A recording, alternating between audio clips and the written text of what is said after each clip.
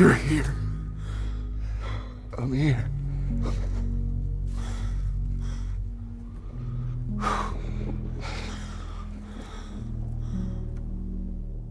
You're big. You're old. Hey there, this is Tom Long, film critic for the Detroit News. This is The Real Deal, and right now we're going to talk about Tron. You know what? The new Tron, Tron Legacy, is a whole lot like the old Tron, which means it's not all that good, but it looks really cool.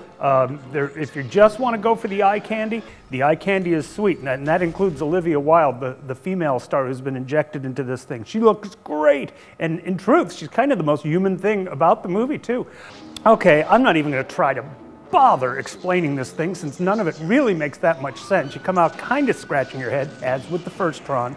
Jeff Bridges, back in the original one, was a guy who got inside a video game or a computer. It turns out he's been trapped there for like 30 years, not 30, maybe 25. His son that he left behind has grown into a guy played by Garrett Hedlund. He discovers Jeff Bridges' old office, pushes a few buttons, and whoosh, he's sucked into the computer as well. It turns out a bad clone of the younger Jeff Bridges, you following this, has sort of turned the place into this evil city of gladiator duels and all this, which makes for some great, great visual stuff. Very good visual stuff. This is in 3D, or a lot of it's in 3D, and you can catch it on IMAX. If you're going to go for the eye candy, you may as well do it that way.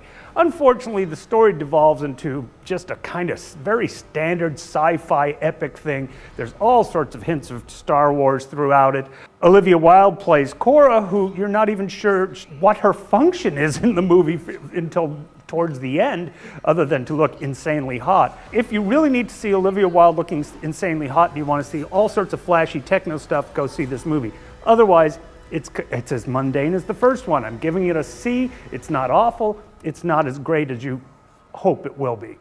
See you next week.